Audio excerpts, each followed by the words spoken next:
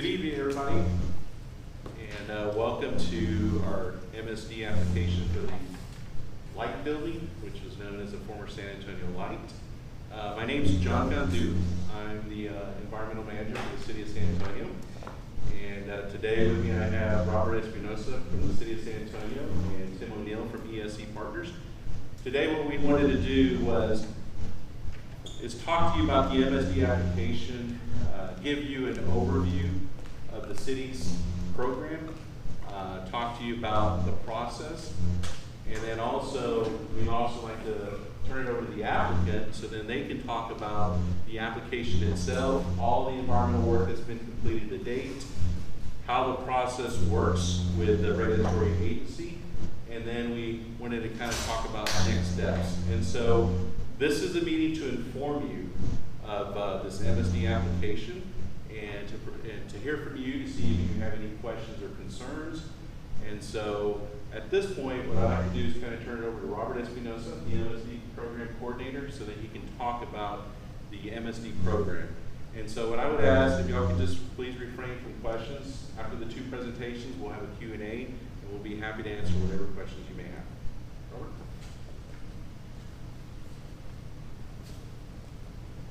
Thank you, John. Like John mentioned, my name is Robert Espinosa. I work for the City of San Antonio Public Works Environmental Management Division. What I'd like to do is talk about the MSD. That way everybody has a general idea of what it stands for and what it does.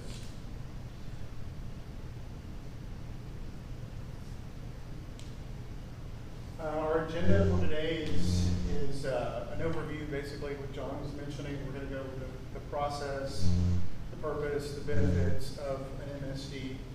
And then once again, Tim is going to go over the application, everything that he's done today, the next steps, and of course the questions and answers after the presentation.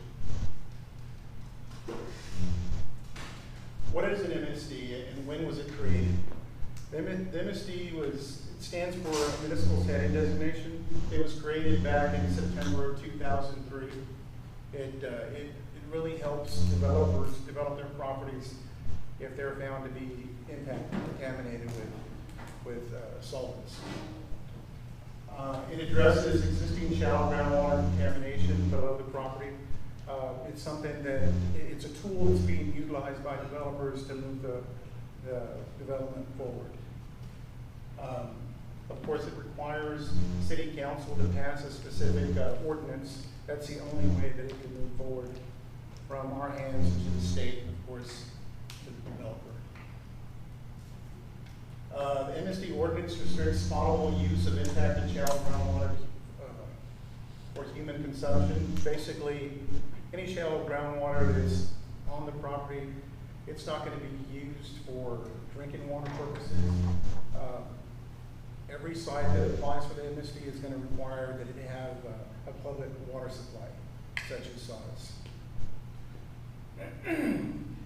The applicant must participate in one of the cleanup programs administered by the TCEQ and the EPA. And the property located at 420 Broadway is participating in the program.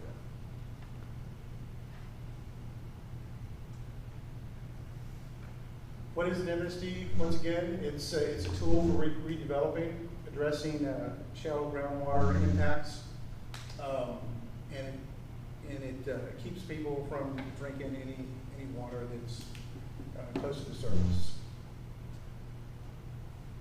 A landowner is required to adhere to the following. Number one, a deed restriction is required to prevent the use of contaminated groundwater. Number two, ensure the source of contamination is removed from the site, and that's one of the major things that they've done. They've removed a lot of the contamination on the property. And number three, ensure the plume is delineated, decreasing, and stable. That's one of the things that we ensure. We look at the data that they submit. We compare their results to the protective concentration levels of the TCEQ and make sure that everything is good. Here we have a cross-section of a site that's potentially or is contaminated. You basically have the site up here You've got the contaminated plume that's seeping out of the source. Let's just say it's a dry cleaning facility, or maybe even a leaking underground storage tank. It's making its way into the shallow groundwater. You've got wells that are placed out there by the consultant at the request of the developer, and they're just sampling points for the consultant. Of course, here, this represents like a water well that is potentially installed by SAW, like a primary pump station. Their wells are installed from 0 to 600, 800 feet into the Edwards Aquifer. That water source is never impacted by anything that's being proposed by the applicant. Their source is typically within the shallow groundwater, I would say between 20 and 30 feet. The aquifer is at a depth of 600 plus feet. So the Edwards Aquifer is always protected.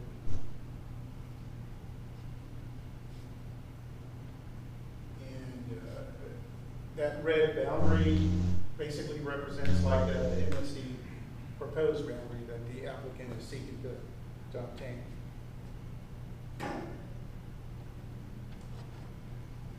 You've got the depth of the shallow groundwater and the anticipated depth of the aquifer, 600 to 800 here in San Antonio. Environmental cleanup. The MSD is one step in the cleanup process. It doesn't encompass everything. It's just one step in the whole regulatory process. An MSD does not exclude the applicant from reducing risk to the public. They'll do their part. If there's additional cleanup that needs to be done, of course, they'll follow up with it. But the whole purpose of the MSD program is to get them to the next step as far as closing the site. But they will ensure that regulatory levels are adhered to and any contaminants are cleaned up prior to being granted an MSD. 3 responsible parties are always responsible for cleanup per state regulatory requirements.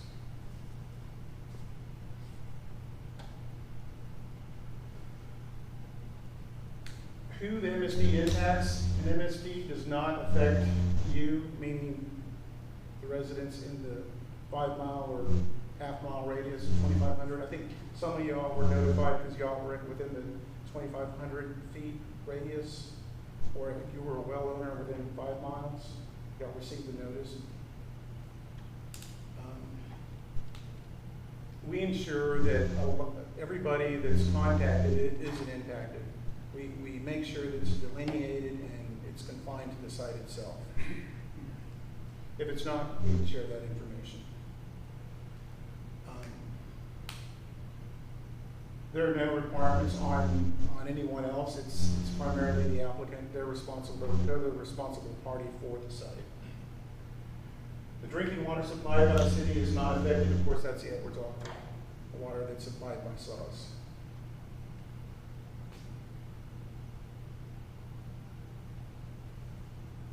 City requirements of the applicant, enrollment in the state or federal cleanup program,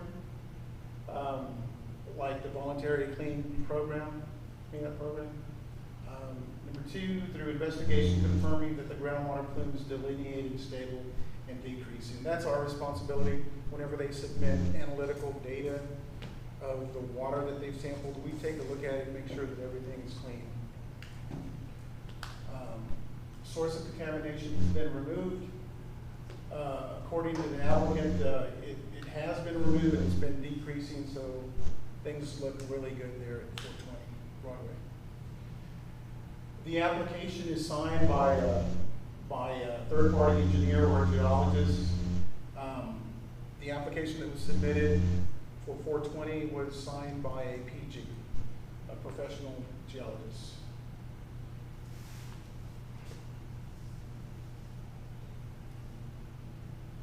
Moving on to the steps process. Of course, whenever they come to the city of San Antonio, they want to know whether or not they qualify for the MSD program. What they end up doing is we have a pre-application process. They schedule an appointment with us, we meet with them, we discuss the site, we determine whether or not it's a good candidate for the MSD program. We go through that process. Of course, once they're given the okay, they prepare the application, submit it to us. We review it. We make sure everything is good before we set anything else up. We in turn, after that's completed, we hold a public meeting, which we're doing now. Once that's completed, presentation is made to the Community Health, Environment, and Culture Committee. That's pending. It's coming up. After that, we go to the public hearing. Then the City Council approves or denies. Typically, when we take it to the City Council, we're pretty familiar with the site. We feel pretty confident about the application.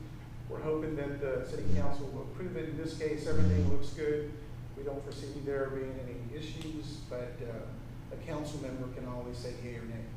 It's totally up to them. Let's just say it's approved. The application is submitted to the TCEQ, the state regulatory agency. They'll look it over and they'll decide whether or not they'll approve or deny it. Let's just say they approve it, which we anticipate. An ordinance is filed, and the process is coming to an end. The applicant should have their MSD.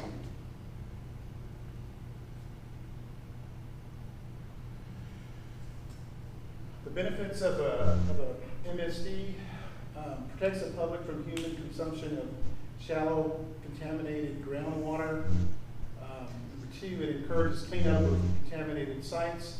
It's really a redevelopment tool. It allows properties that have just been sitting there that are contaminated move forward with the cleanup process and move forward with either improving it or selling it, whatever benefits the neighborhood.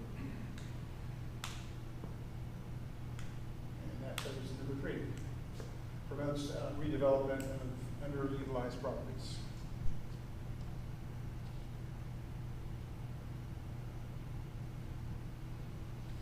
MSD application availability. Our website can be reached at sanantonio.gov. It's Public Works Services, Environmental Management. It's pretty easy. If you go into Google, you can simply type in City of San Antonio, MSD, and it'll take you straight to that page. Anything and everything you want to know about MSD, you can go in depth in here.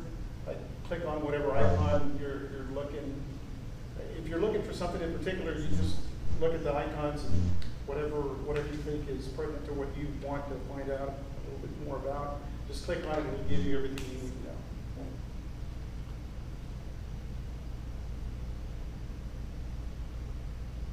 to know. The next steps for us: provide comments to the city within 10 days. Of course, to my attention, Robert Espinosa. If not, you can give me a call. I really prefer that I get an email. A lot of times I'm playing phone tag with people. It's nice if they send me an email, I can always respond. I think that's the best way to go about that. I think the next step, if I'm not mistaken, is Community Health, Environment, and Cultural Committee meeting. That's scheduled for November 2021. It's coming up. Of course, the public hearing, we're here. City Council hearing meeting, it's tentative schedule for December 2021.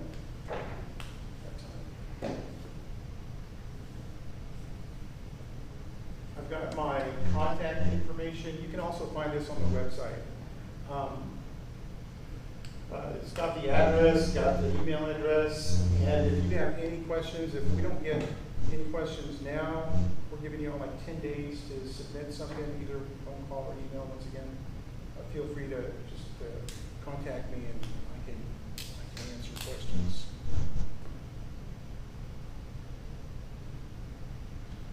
With that, I'm going to hand it over to Tim O'Neill with ESE Partners. He's going to be covering everything that he's done on the site and the next steps.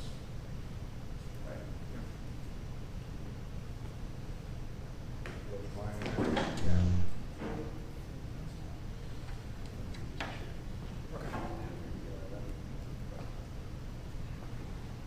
I'm Tim O'Neill with ESC Partners. I work for the environmental engineering consulting firm that is working on behalf of the applicant to get them through the site assessment, evaluation process, do all of the reporting and applications, not only for the city of San Antonio, for the MSD, but also through all of the TCEQ processes and procedures. Obviously, this is for the municipal setting designation application, and it's the applicant is Gray Street Light.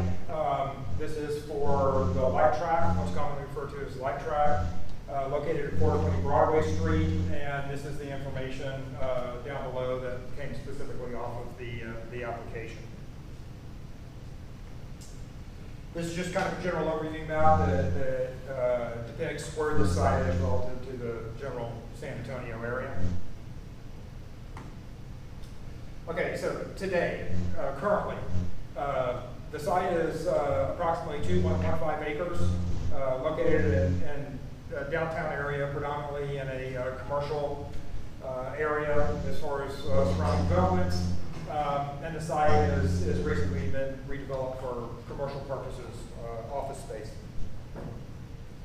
This, the yellow line boundary depicts property boundary, and the red is a depiction of what the MSD boundary is being applied for. So the history, how do we kind of get to where we are today?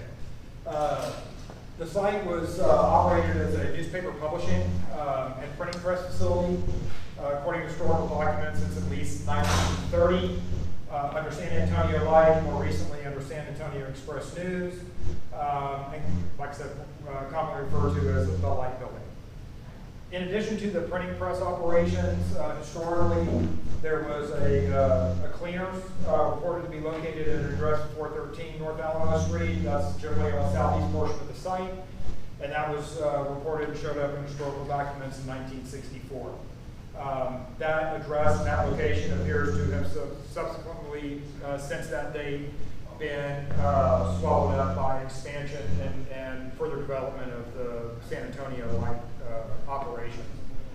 In addition to that, there were several tire facilities that were formerly located on the site, addressed as 410 North Alamo Street. Based on historical documentation, it appears that those operated generally from 1961 to around 1970.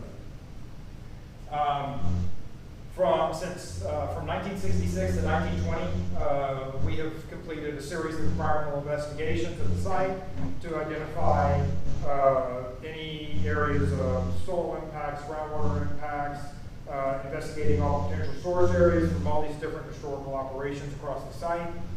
And all of these environmental assessments and investigations have been conducted under the supervision or jurisdiction of Texas Commission on Environmental Quality, or TCEQ. That's the state agency that regulates the vast majority of environmental or contamination issues in the state, with a few exceptions. So this is a site map depicting the historical uses of the property that we just talked about. Printing press operations pretty much generally occupied the entire northeast portion of the property. The historical cleaners located right here.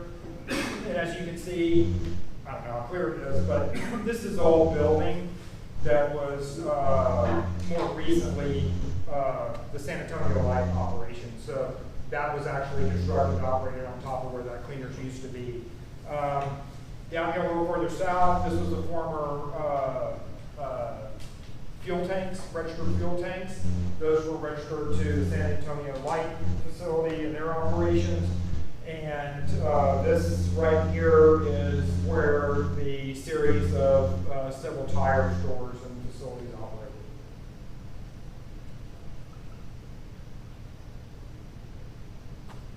So the site's contamination. Basically, the historic use of the site as a printing press facility appears to be the most probable source of contamination on the site. Groundwater at the site has been affected by trichloroethylene, or TCE.